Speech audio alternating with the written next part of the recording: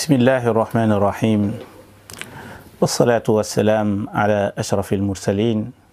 sayidi alawalina walaxirin wa ala alihi wa saxaabatihi alghurri almayamin wa man tabiahum bi ixsanin ila yawmi ddin. mbokk yi kon bu ko defee ñu continuer wéyal waxtaan wi nga xamee ni ci lañ nekkoon muy Sëriñ Tuuba ni nga xamee ni noonu la yeesale jamono waaye noonu la yeesale diine, noonu la yeesale gis-gis yi, noonu la yeesale fànn yu bari bari ci biir xam-xamul islaam. diinun siwa islaamihi la yuhmadu inda al ilahi wa bihi nujaddidu. nee na diine judul lislaam yàlla gërëmu ko, waaye lislaam ji nag moom a tax a jóg pour yeesal ko. loolu lu am solo la. yeesal nag mooy lan? est-ce que yeesal mooy da ngay jël hadiis yi soppi ko, da ngay jël alxuraan bi soppi ko, wala nga jël ni alxuraan bi kat jamono weesu na ko nañ ko jël te ko fee? déedéet, loolu du yeesal, loolu taxyiir la, loolu soppi la. yeesal mooy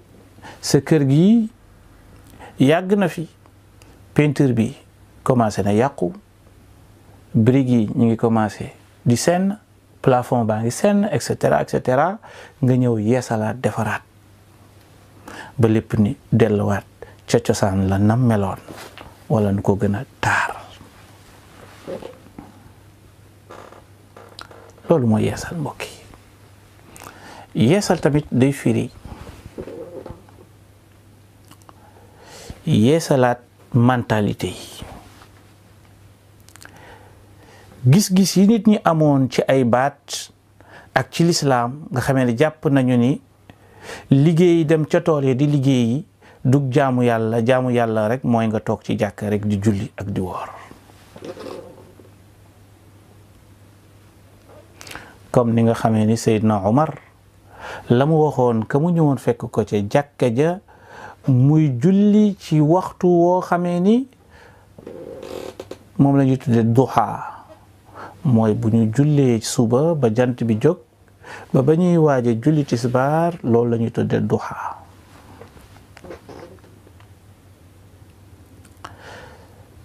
waa ji jeune bi heure boobu rek lay ñëw ci jàkk ji,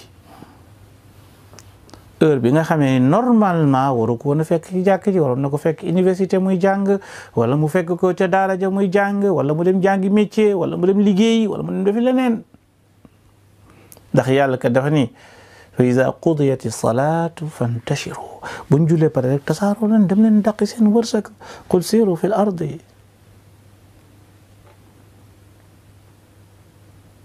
famshu fi manakibiha wa kulu min rizqi.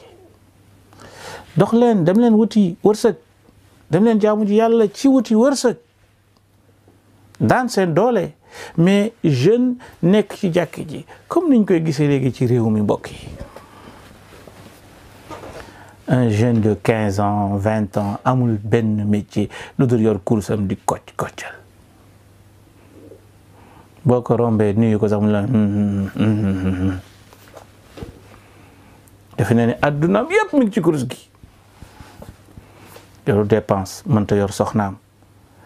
teralul ay waajuram, butul liggéey, amul benn métier lu dul yor kursam di koccal. nuyoo sax mënu koo def mbokk yi. loolu mooy jan lislaam. yeesal mentalité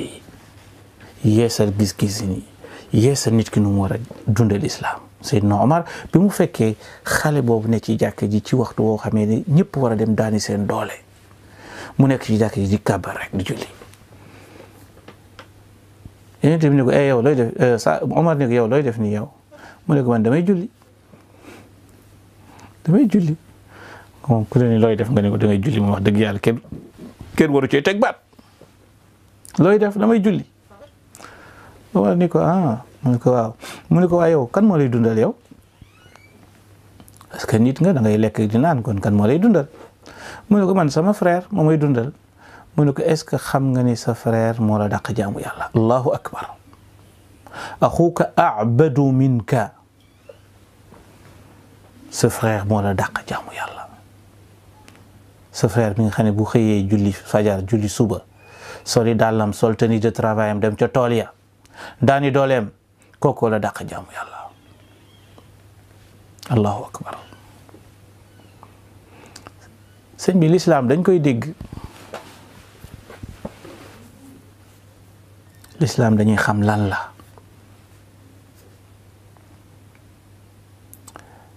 beneen histoire bu ñuy nettali ci Seydina Omar dafa ñëw dugg ci jàkk ji fekk ay jeunes yu bari bi yoon ñu nekk ci jàkk ji heure yi nga xamee ni normalement ay jeunes yu mel ne ñoom dañoo waroon dem liggéey jaamu ji yàlla def leneen mu leen yéen lu ngeen di def ni ñun de dañuy jaamu yàlla dañuy julli Seydina Omar ne da ngeen julli ñu ko waaw naa baax na maa ñëw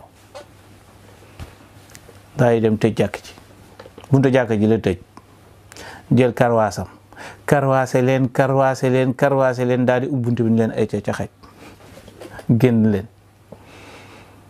inna samaa la tumtiru zahaban wala fidda xam leen ni asamaan du taw wurus ak xaalis kàbbar siggi ci woor loolu rek dug jaamu yàlla am na yeneen yu ci war a ànd ndax yàlla kat ba mu ñu nee julli leen woor leen dafa am leneen lu ñu waxaat mooy huwa ansha'akum min al ard wastaamarakum fiha yàlla subhanahu wa taala daf ñu ni dund leen ci kaw suuf jaamu leen yàlla waaye dundal leen suuf daan leen seen doonde exploiter leen suuf yooyu wax naa ko ci sama xutba yi passé wax naa ni loolu pilier de l'islam la donte l'islam tuddee ko pilier parce que c'est fondamental bu woddee rek l'islam day wodd c'est très important Sëñ Tuubaa bi mu ñëwee fekk nit ñi di fooye alquran di ko njeganaayoo di ko woye mu réformer lan mooy alquran ci biir mentalité yi jël ay lal yoo xamee ni lal yi gën a cher mu jël alquran teg ca symbole la exemple la daf lay wan ni la yéen ñi fooy alquran xamu leen luy alquran fiihi naba'u man kaana qablakum wa ba'dakum alquran information yi ñu soxla yépp ci peuple yi ñu weesu ak lii ñëw lépp yàlla dëxëñ ñoo ko ci biir alquran wa ma faratna fi lkitabi min shay donte xam naa ne am na ñoo xam ne nañ la waxal mahsuus lay tekki c'est très important ci biir yeesal yooyu mbokk yi yeesal ci nu ñu yorem réew yeesal ci nan nga mën a libérer sa société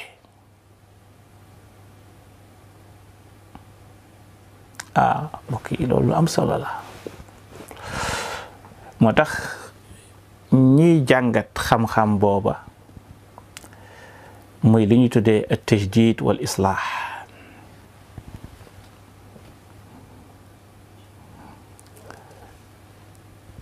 islah lañ koy tudde ñoom duñ ko tudde tajdid al muslihun al ijtimaiyun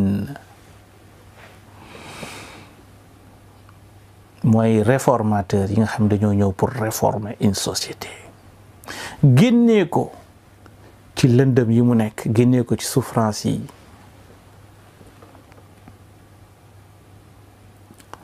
Sëriñ Tuubaa ñëw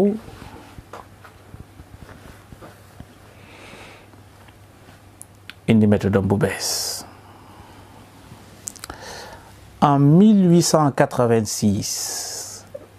ci jamono joo xamee ni colonisateur bi boobu la gën a ëpp doole ci réew mi Paul Martin koy wax ñëw na ci sabilu salaam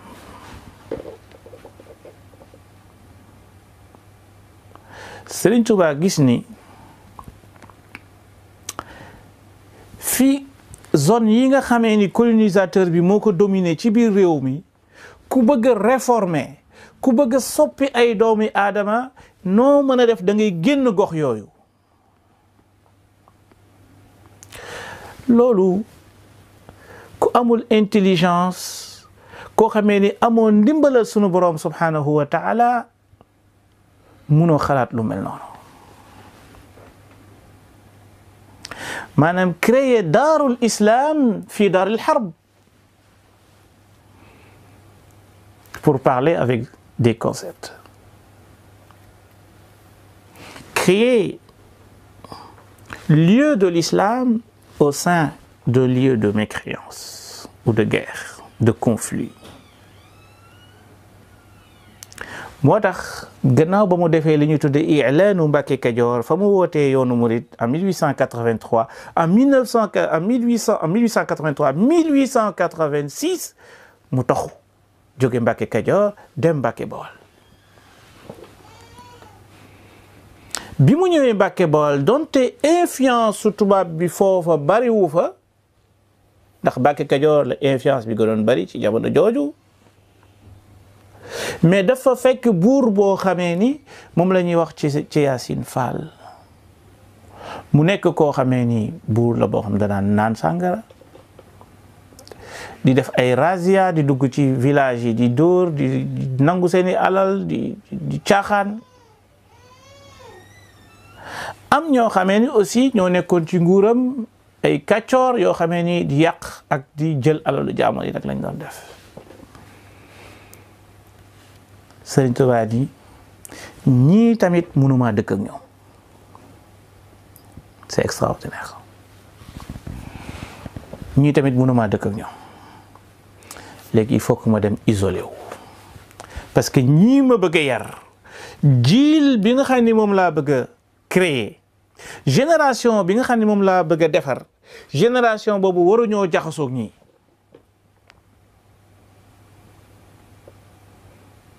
Darul Islam ci biir Darul Harb créer une société au sein d'une société gis-gis la ci la dawe poussé foofu ci Mbàkke Bawol dem sànc lu ñuy tuddee Daaru Salaam foofu nag mbokk yi foo ñu taxaw. lan moo tax mu sanc Daaru Salaam ak lan moo tax aussi mu tudde ko Daaru Salaam dafa mel ne tey révision laa leen di defal ci téere Sabilu Salaam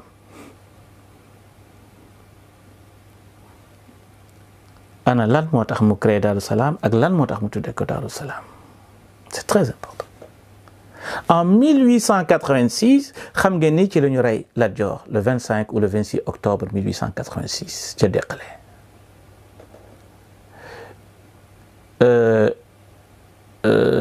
Cruz O'Brien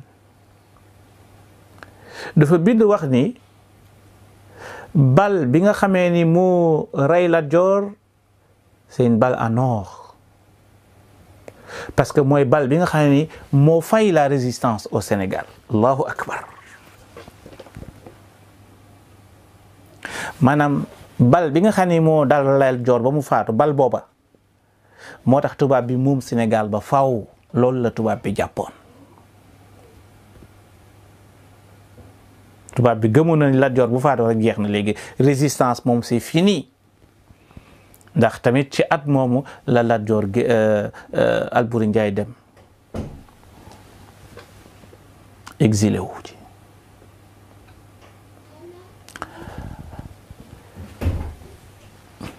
benn résistant boo xamee ni taxaw na pour jàmbaarloog tubaab bi dëggantaan kenn rek la ci jamono jooju muy Sëriñ Tuubaa Xaadimu Rasuul koo xamee ni dafa affronter tubaab bi pas dem attaquer ko mais ci stratégie bu mu teg boo xamee ni stratégie bi mu teg mooy won tubaab bi ni ko maanaam dama la noonoo parce que nit ki mën nga ko bañ a wax ni ko dama laa noonu mais ni ngay doxalee dana ci gis ni yow mii kat li ngay tabax nii bu sottee li ngay nas nii bu sottee man sama projet day yàqu. moo tax tubaab bi mu xamee loolu moo tax mayetu ko fu mu yekkee nàkkam. 1886 jamono jooju Sénégal pënd bi wuri na xeex yi bari Serigne Touba isolé wu dem ba foofu mu sanc ku tudde ko Daaru Salaam man dey fii jàmm rek laa fi bëgg xeexuma de jëluma ngànnaay parce que sama stratégie du jël ngànnaay waj'al salamatan taduumu ya salaam liya walil iyaali fii daari salaam. Très important mbokk yi, pour la première fois dans l'histoire, su ma nee dans l'histoire, c'est pas dans l'histoire africaine, c'est dans l'histoire du monde, un savant boo xamee ni créé na une ville tuddee ko Daaru Salaam rek pour un seul objectif, pour vivre en paix et pour éduquer ses disciples. loolu musul am ci taarix, c'est pour la première fois nit sanc dëkk pour jàmm. Gandhi mi ñuy wax sax defu ko, Martin Luther King bi ñuy wax defu ko, keneen defu ko ci àdduna bi.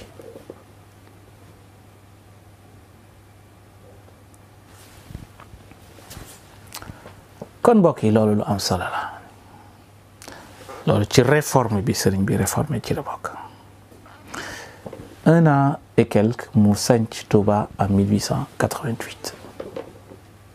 moom itamit muy béréb boo xam ne nee na da ko sanc rek ngir jaamu yàlla, bële pour jàmm, parce que contexte bi moo laajoon loolu, moo tax mu sanc ko tudde ko dëkkub jàmm. bële mu sanc ko parce que léegi gannaaw bali fay na, léegi li des mooy yar nit ñi jëmale leen ci suñu borom subhanahu wa taala.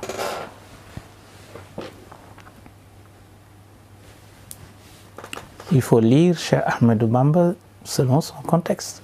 dans son contexte. C'est très important. mbokk yi, jamono jooju li tax Serigne Touba teg stratégie boobu, li tax mu teg ko, li Malik ibn Nabi waxoon, le grand savant algérien, lu mu wax, dafa forger benn concept bu ñu tuddee qabiliyatul istimar. Si on est colonisé, c'est parce que on est colonisable. bu ñu la coloniser rek xamal ni dafa am ay manqué yu nekk ci yow yoo xam ne fekkeen saafaraw ko, ku la fa fekk dana la mën a jëfandikoo dem. Sëriñ Tuubaa ni nag man comme ki ñu war a coloniser kooku laay dem defar, au lieu que ma ànd ak moom di xeex, te même bu ma xeexee ba am ndam sax ku ñëwaat mën naa fëkkum xelam yóbbuwaat ko. kon loolu da ngay xeex pour rien du tout. kon naa defar nit, au lieu ma récupérer suuf, waaye man naa récupérer nit, ndax ku am nit am nga lépp. Allahu akbar. kon le djihad de Serigne Touba ne s'inscrit pas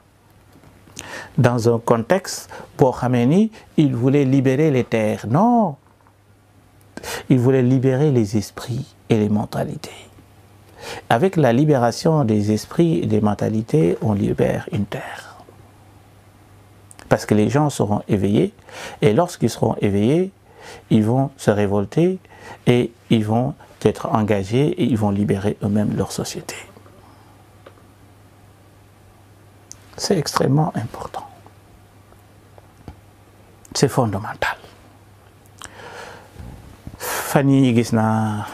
ñoo xamee ni ñu ngi bind di wax ni non ñoom Sëñ Tuubaa ak Alaaji Maalik ñooñu dañoo ragaloon tubaab yi, bëgguñu woon guerre, nangam ak nangam, dañoo yaafusoon nangam ñooñu ñoo yombalal colonisateurs yi ñu coloniser Sénégalais yi, etc. tey jii surtout ñaar ñooñu sax nga xamee ne ñoom la ñuy jël di leen ŋàññ tey jii li ëpp ci sénégalais yi tey jii ñoom la ñu topp. jotaay yi am ci réew mi yëpp jotaay yu Tuuba ak jotaay yu Tiwaawan mooy jotaay yi nga xam ñoo gën a dundal lislaam ci réew mi. kooku nan nga mën a waxee ni yow kooku am na échec kooku nan nga mën a waxee ni kooku yow tubaab bi la fi nekkaloon. kee taxaw fële ak naasiril xaq bil xaq allahu akbar naasiril xaq bil xaq waaw dëgg moom dëgg rek moo ko mën a téye waaw kele taxaw fële ak projet matlabul fawzayni saadatu dunya wa saadatu axira waaw dinaa fexe ba seen àdduna yemb seen alaxira yemb za naf'in bila darari waaw loo rek la mbokk yi qaabiliyatul isticmaar la Malik ibnu Nabi wax les Sénégalais sont colonisables loolu la Sëriñ Tuubaa teel a xam ñii kat ko ànd ak ñoom dem xeex yi wala nga def leneen tam danañ la dóor ñii dañoo laaj ñu defar leen moo tax mu indi stratégie am teg inni ujahidu bil ulumi wa bit tuqa nañu leen jàngal nañu leen yar ba ñu xam ñooy kan bu ëllëgee ils vont porter leur destin en main gis-gis la gis nga gis-gis boobu mbokk yi pour wax la ni la dafa am résultat ndax résultat bi ñun ñëpp ñu ngi koy gis tey ci dëkku arab yi dafa am ku ñu tuddee Jamaluddin al Afghani am ku ñu tuddee Mouhamed al Abdou kii sëriñu kii la ñoom ñoo créé lu ñu tuddee le lien indissoluble al urwatul wusqa ci Paris pour éveiller le monde arabe le monde musulman. kee dafa opté jihad fexe nangu suuf yi nga xam ne tubaab yi dañ koo jël libéré dëkk yi Mouhamed Abdou ànd ak moom ca loola ñu créé mouvement boo xamee ni moom la ñu tuddee le mouvement du salafisme jógewul ci salafisme yii ngay di dégg ñu njëkk a créé mouvement salafiste moom mooy Mouhamed Abdou ak Jamaluddin al Afghani liñ ci jublu woon mooy libérer le monde musulman ñu am autonomie xëy na ñu bari xamuñu ko ba ñu demee ba mu yàgg bu Jamaluddin Afghani ñi bind ñëpp nee nañ dafa échec ci projet ndax réalisé wu ko ci la Mouhamed Abdou nag rocciku dem Égypte bi mu demee ni moom léegi nekkatul ci jihad politique la réforme par le haut nekkatu ci mi ngi nekk ci la réforme par le bas allahu akbar allahu akbar la réforme par le haut mooy lan mooy comme ni ñuy def rek coup d'état rek jël réew mi maanaam fexe ba xeex rek ba jot ci mbir mi réforme par le bas nag moom problème yi mu am mooy day yàgg waaye moo ëpp résultat day yàgg waaye day moo ëpp résultat mooy nit yi individu yi ngay réformer li yàlla wax inna allaha la yughayyiru ma bi qawmin hatta yughayyiru ma bi anfusihim. Dieu ne changera pas l'état d'un peuple tant que les individus qui composent ce peuple chacun d'eux n'a pas opéré au sein de lui une réforme, n'a pas effectué une réforme au sein de lui ou d'elle, la personne. loolu la ñuy wax la réforme par le bas. loolu la Sëriñ Tuubaa tànn ni man au lieu que ma def réforme par le haut parce que ñi ko jotoon a def ñëpp gis nga wekk nañ seeni jaas yi wekk nañ seeni fetal teewul tubaab bi ba tey jii mi ngi fi jógewu fi tey la ëpp doole. loolu qiraa la kooku lecture historique la Sëriñ Tuubaa loolu la jàngat Alxaaji Malick Sy pareil moom tamit ki ñuy wax sëñ Moussa Camara nee na am na ay jamono yoo xamee ne bëggoon na def jihad armé mais daf caa teel a génn gannaaw ba nga xamee ni xam na ni stratégie boobu du dox moo tax mu jàpp ko ci nasr al haqq bil haqq éducation des masses éducation spirituelle parce que loolu bu xasee sax ci nit ki rek kenn mëntu koo fëkk moo tax dañuy nett ni Serigne Touba bi mu nekkee Jurbel tubaab bi dafa ñëw benn bis ni ko yow xanaa xamoon ni maay borom dëkk bi maa moom dëkk bi Serigne Touba ni ko loolu moom dëgg la waaye man maa moom xol yi allahu akbar xool leen ñaari baat yooyu sëñ bi moom dëkk bi ak moom nit ñi bokkuñu de gis nga tey jii Macky Sall moom réew mi de moom lañ koy woowee bokk waaye moom xam na ni moom réew mi waaw am na ci citoyen yi ëpp ci citoyen am na ci seen xol yi fa nga xamee ni foofu la ñuy dégloo lu ne gis nga histoire démb mooy tey boo bëggee jàngat démb rek xool ko ci tey boo bëggee xam tey jàng ko ci démb loolu historien yi bind nañ ko mu leer stratégie boobu moo gënoon a efficace mbokk yi stratégie bi sëriñ bi teg ñoom Xaaji Malick Si ak ñu mel ne moom ñoom Baye Niass ñu ñëw ginnaawam ak mu bunkute stratégie boobu nga xamee ni mooy réforme dans la paix réforme par le bas moo tax mu wax ni aslaha zahiri wa batini maa man lil ida bila silahin qamaa yàlla defar na sama saayir defar sama baatin looloo tax gannaaw ba ma defaroo man ba pare ci saayir ak ci baatin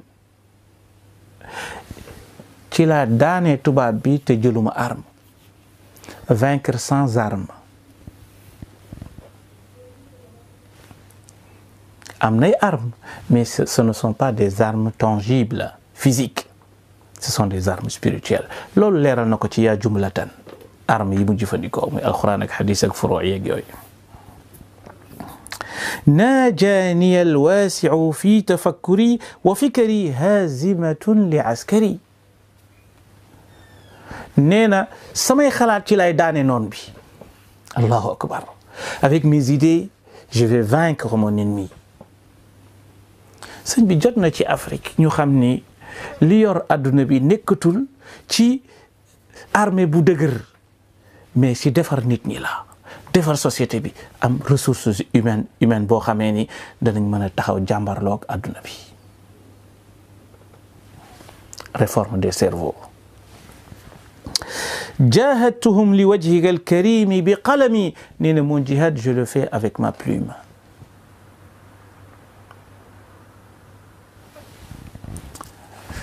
combien de livres qui ont changé l'histoire combien de plumes qui ont fait qui ont impacté sur des sociétés, sur des mentalités, qui ont changé donc le cours de l'histoire. lii ni mbokk yi ki koy bind ci siècle bële la kii wax lii dundul ci siècle bii ñu nekk el jihaadu bil qalam ba tey jii bu ñu jógee caricature yenent bi wala ñu def quelque chose les gens vont sortir émotionnellement commencer à casser commencer à se révolter alors que jihad avec la plume ak xam-xam le savoir et la connaissance aujourd'hui nous devons mener le jihad avec le savoir et la connaissance Thomas Hobbes dafa wax ni savoir et pouvoir xam-xam mooy pouvoir mooy doole is power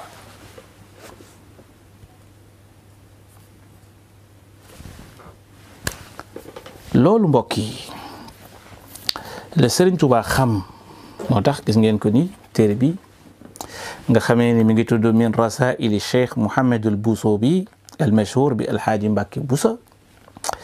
Serigne Khadim Mbàkke bu IFAN docteur moo ko annoté moo ko taxqiq ci arab nañu dem fii déglu lan la fi Serigne Mbàkke Boussa wax nee na lam yabqa lahu xiina wafaatihi min xawaaiji dunia illa thalath Serigne Touba nee na am na jamono boo xamee ni dara desatu ko ci kaw suuf ci ay projet lu dul ñett. allahu akbar sëñ bi amoon nay projet waaw amoon nay projet nee na nag ci jamono ji may wax jamono ji ñetti projet rek moo ko dese woon ci kaw suuf bi ci njëkk mooy jumaay Tuubaa bi bëggoon na mu taxaw te loolu jokkalante na ci ak tubaab bi am autorisation bi ba lépp ba jumaa ji taxaw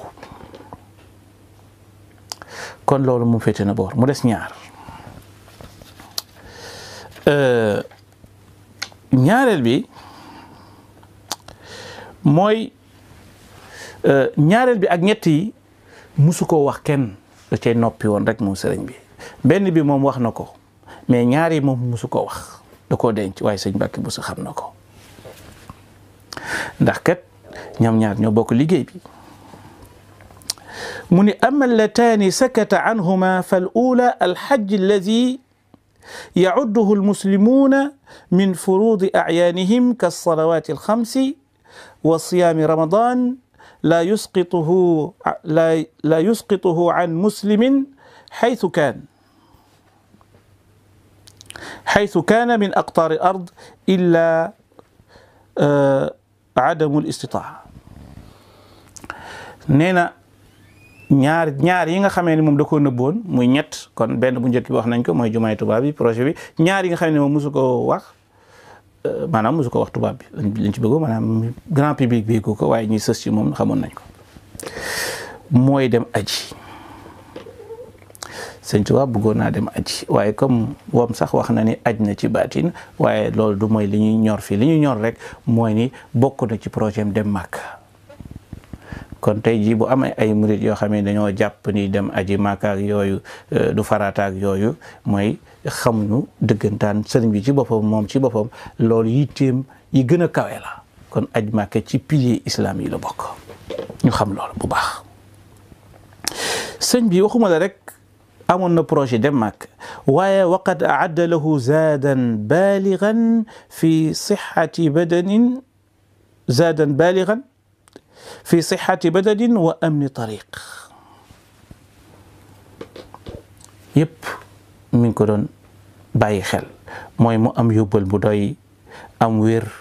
waaye tamit yoon wi sécurisé wu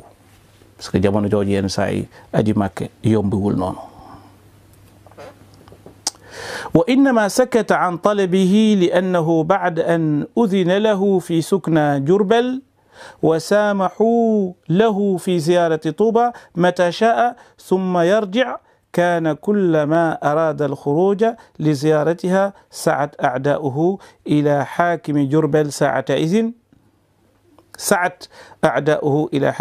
ساعتئذ وقالوا إن أذنت لهذا في الخروج فما ينشأ في خروجه من الحركة وما يتولد منها يعود عليك وباله الله أكبر saa yu waajee bay waaje dem Màkka rek nit ñi yëg ko rek gars yi noonam yi daw nañ ci tubaab bi attention kii bu ko bàyyi mu génn réew mi kii bu ko bàyyi mu génn réew mi ndax bis bu génnee réew mi ba ñëwaat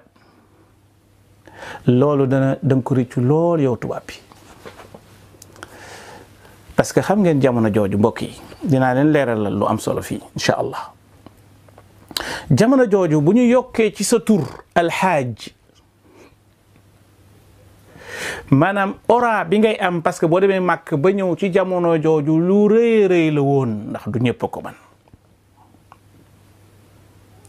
te boo xasee nekk sëriñ siiw ñëpp xam la nga yokk ci nag tiitaru alaaji kooku beneen affaire la woon moo tax damay bañ a jaar ci tur ndax maam yi ñenn la woon ci biir réew mi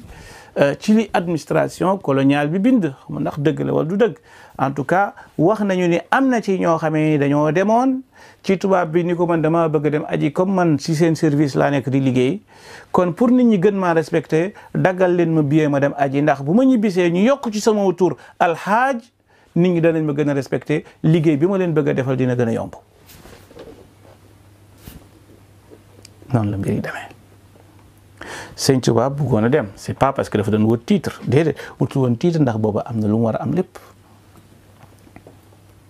waaye dafa jàpp ni farata la ju mu war a dem defi. beneen bi ci des nga xamee ni moo ñu gën a ñor mooy ñaar yi nga xam ne da koo nëbboon donc ñetteel bi mooy madrasatun takunu rihlatu Sénégal ilayha fi al-ulum al-arabiyati shar'iyatiha wa alatiha. nee na dafa bëggoon benn université benn école boo xamee ni ci la Sénégal di jaaree développé ba faw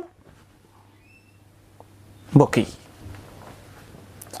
est-ce que kii dafa amoon ay projets yoo xamee ni Touba la yem ay projets yoo xam ne Daaru Salaam la yem ay projets yoo xam ne moom njabootam la woon déedéet kii son souci majeur c'était le développement du Sénégal. lii malheureusement duñu ko jàngale ci sunu université yi sunu doom yi xamuñu ko. koo xamee ne am na projet ci xam-xam boo xamee dafa bëgg Sénégal yow ci xam-xam bokk ci réew yu ëpp xam-xam ci àdduna bi rihlatu Sénégal le voyage l'ascension du Sénégal par le biais du savoir et de la connaissance. avec les outils de la connaissance mu ne waqat adda laha kutuban sëriñ bi demoon na jëndi ay téere bind ay téere aussi pour ce projet-là. la tujadu inda ghayrihi am na ay livres yoo xamee ni boo doon wër Sénégal ba mu daj doo ko fi gis te sëñ bi dem na ba fàggu ci ko indi ko. moo tax su ma gisee des jeunes actuellement au Sénégal ñuy wax naan mag ñi jànguñu woon hadis jànguñu woon nangam vraiment c'est dommage c'est dommage c'est vraiment dommage di dégg ce genre de discours. nee na waqad adda laha kutuban la tujadu inda ghayrihi wa fityanan mutaahilina li tadris al fununi. waajaloon na une jeunesse boo xamee ni elle est prête pour enseigner ses connaissances et ses savoirs. lépp taxawoon na d'ailleurs Cheikh Anta Diop ci jëmmi boppam am na lu mu wax ci madrasatu Guédé nee na madrasatu Guédé dañ fa doon jàngale ay physique ak chimie ci jamono jooju. pour wax la ni histoire du Sénégal mbokk yi histoire mag ñi dañoo nëbb lu bëree bari. xam nga ne ñuy ku dem bay faagaagal di lakk say bibliothèque di jël say kàngam ak say mag ñi nga xamee ñoo la xeexal ñu fexe ba jéem a ternir seen image dans les universités dans les archives.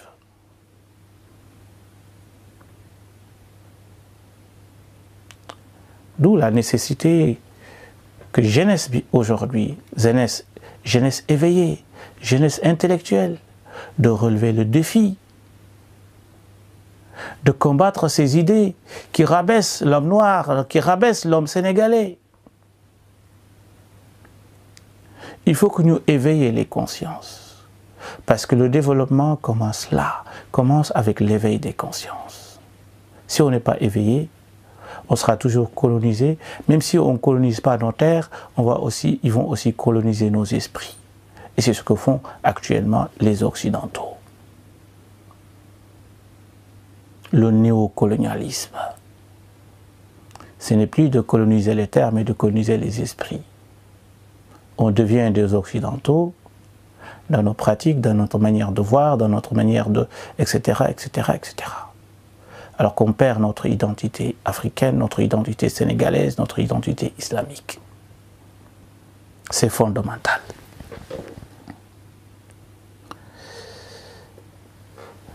Ce projet sëriñ bi mi ngi ko bëggoon def Touba wala Diourbel